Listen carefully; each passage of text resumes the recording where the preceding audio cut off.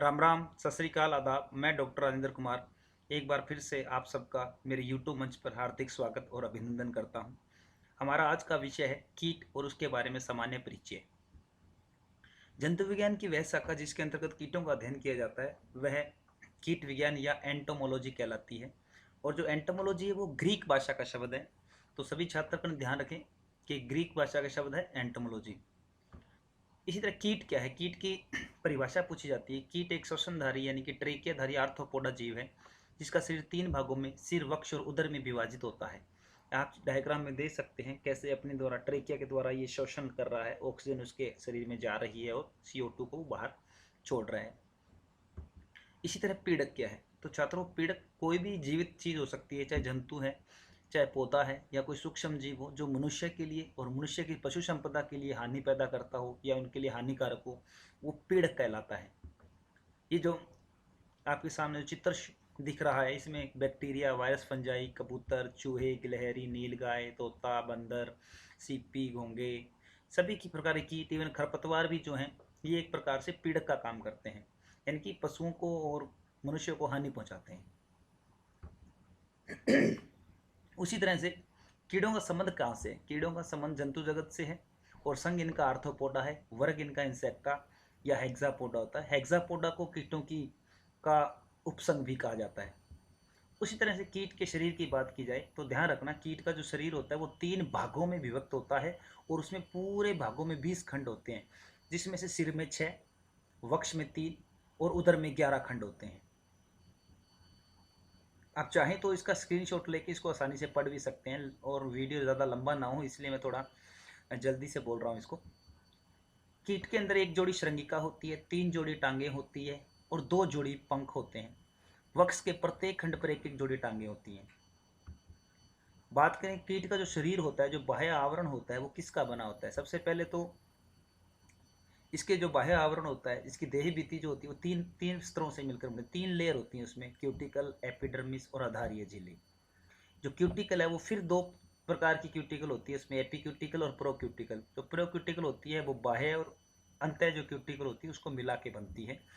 अब बात करते हैं जो क्यूटिकल जो होती है उसके अंदर पर्टिकुलर ऐसा क्या मैटर होता है जो उसको कीटों को एक आधार प्रदान करता है या उनकी बाहर से रक्षा करता है, तो वो होता है काइटिन। अब काइटिन क्या है? काइटिन एक नाइट्रोजनस पॉलीसेकेराइड है जो कि एन एसिटाइल ग्लूकोज एमाइन से बना होता है। ये बहुत बार क्वेश्चन पेपर में आ चुका है, तो इसका स्क्रीनशॉट लेके इसकी एक एक चीज़ को आप नोट्स के रूप में उतार सकते हैं। ये है कीट की क्यूटिकल का डायग्राम। ऊपर वाली जो है वो एपीक्यूटिकल है, उसके नीचे एक्सो और एंडो दोनों मिलके प्रोक्यूटिकल बना रही है। इस डायग्राम में आप सबको अच्छे से समझ आ रहा होगा भी प्रोक्यूटिकल और एपीक्यूटिकल क्या है। अब बात करते हैं कीटों में निर्मोचन। कीट क्या है? अपने जीव निर्वाह के लिए बार बार अपने शरीर को, पुराने शरीर को छोड़ता है और नया शरीर धारण करता है ताकि इसकी वृद्धि हो सके। तो कीटों का जो निर्मोचन होता है उसे एक्डाइसिस या मोल्टिंग कहा जाता है। और इस पर्टिकुलर मोल्टिंग या निर्मोचन के लिए एक हार्मोन सिक्रेशन होता है कीटों के अंदर जिसे एक्डाइसिन हार्मोन कहते हैं या एक्डिसिन, जो कि पीटी ग्रंथि द्वारा यानी कि प्रोथोरेसिक ग्रंथि द्वारा स्त्रवित होता है। और उसी तरह कीट का त्वचा का निर्मोचन करने से पहले उसकी अपनी त्वचा को अपने शरीर से हटाना होता है, तो उस चीज़ को एपोलाइसिस कहते हैं, जिससे क्यूटिकल उनके शरीर से अलग तो हो जाती है लेकिन शरीर से उतरती नहीं है, और जब तक उतरेगी नहीं तब तक उसको मोल्टिंग या निर्मोचन नहीं कह सकते। ये है कीट के ब्रेन का एक हार्मोन स्त्रवण करने का प्रोसेस जो भी है।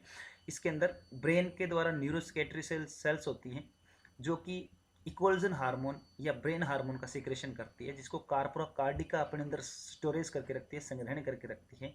उसके बाद आती है कार्पोरा अलाटा जो कि ज्वेनाइल हार्मोन का सिक्रेट करती है। ज्वेनाइल हार्मोन एक किशोर हार्मोन होता है जो कि कीटों को यंग बनाने में, उनको एक्टिव करने में काम करता है। और ये प्यूपा अवस्था में जाके कम हो जाता है और अडल्ट में तो जाके बहुत बिल्कुल ही कम हो जाता है, नए के बराबर रहता है। और लार्वा अवस्था में सबसे ज़्यादा होता है ज्वेनिल हार्मोन। इसी तरह से ये पीटी जो ग्लैंड है ये जो होती है ये मोल्टिंग हार्मोन का सिक्रेशन करती है, जो कि इससे पहले पीटीटीएस द्वारा सिक्रेशन होता है, उसके बाद पीटी ग्लैंड में आता है और पीटी ग्लैंड इसका सिक्रेशन करती है ताकि मोल्टिंग हो सके। अब बात करते हैं कीटों की दृष्टि के बारे में। तो कीटों की जो दृष्टि होती है वो मोजेक होती है। इनकी आंखें बहुत सारे लेंस से मिलकर बनती है, इसलिए इनकी आंखों को संयुक्त आंख कहा जाता है या संयुक्त नेत्र कहा जाता है। और हर आंख के एक लेंस को यानी कि संयुक्त आंखों की एक इकाई को, संयुक्त अंग की एक इकाई को ओमिटीडिया कहते हैं। यानी कि कीट में एक जोड़ी संयुक्त नेत्र होते हैं और इसकी एक यूनिट को ओमिटीडिया कहते हैं। इस कीटों में 3 ओसिलाई होती हैं जो आप यहाँ देख सकते हैं, त्रिभुज बना रही हैं, और इनकी जो दृष्टि होती है वो धुंधली मोजेक जैसी होती है जो यहाँ शो हो रही है इसके नीचे। बात करें कीट की श्रृंगिका यानी कि एंटीना की, तो एक जोड़ी एंटीना होती है जो गंध, ध्वनि, आर्द्रता आदि संवेदनाओं को प्राप्त करने के लिए काम करती हैं। और इसके 3 भाग होते हैं, पेडिकल, स्कैप और फ्लेजेलम। पेडिकल के अंदर जॉन्स्टन अंग होता है, ये ध्यान रखिएगा। 2 नंबर सेगमेंट है पेडिकल, उसमें जॉन्स्टन अंग पाया जाता है। बात करें कीटों के पंखों की, तो कीटों में 2 जोड़ी पंख होते हैं, यानी कि टोटल 4 होते हैं। सिर्फ एक ऑर्डर ऐसा है जिसमें सिर्फ 2 पंख पाए जाते हैं, जिसका नाम है डिप्टेरा, जिसके अंदर आपकी घरेलू मक्खी आती है जो मैंने यहाँ मेंशन किया है इस रेक्टेंगुलर के अंदर। जो मक्खी इसमें सिर्फ 2 पंख है, बाकी सबके 4 पंख देखने को मिलेंगे। तो कीटों के अंदर ध्यान रखिएगा 2 जोड़ी पंख होते हैं, टोटल 4 होते हैं। बात करें टांगों की, तो कीटों में 3 जोड़ी टांगें होती हैं जो कि वक्ष के प्रत्येक खंड पर होती है। यानी कि वक्ष में 3 खंड तो 3 जोड़ी टांगे। और संख्या की बात करें तो कीटों में 6 टांगे होती हैं। बात करें कीटों के रक्त परिसंचरण तंत्र की, तो खुले प्रकार का होता है। आप यहाँ देख सकते हैं नसें आपस में जुड़ नहीं रही हैं, टूटी हुई हैं, इसका मतलब खुले प्रकार का है।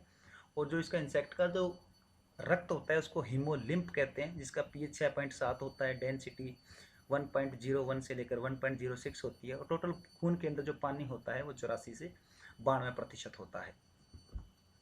बात करें कीटों के पाचन तंत्र की, तो यह जो होता है वो मालपीजन नलिकाओं द्वारा होता है। पूरी आहारनाल मुख से लेकर गुदा तक एक पाइप होती है, नलिका जैसी पाइप होती है, और उससे जो बाहर जो मटेरियल छोड़ते हैं विष्टा के रूप में। अगर पानी में रहने वाला कीड़ा है तो अमोनिया छोड़ेगा, और स्थल पर रहने वाले तो यूरिया या uric acid, generally uric acid या यूरिया के रूप में ही स्थलीय कीड़े उत्सर्जन करते हैं।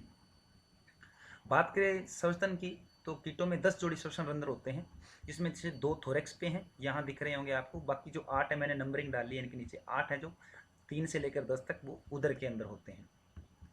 बात करें कीटों के प्रजनन तंत्र की, तो कीटों का जो जनन तंत्र होता है वो 8वें 9वें खंड के, यानी कि 8वें खंड से शुरू होता है, और उसके पीछे का जो खंड होते हैं वो सारे जनन तंत्र खंड कहलाते हैं।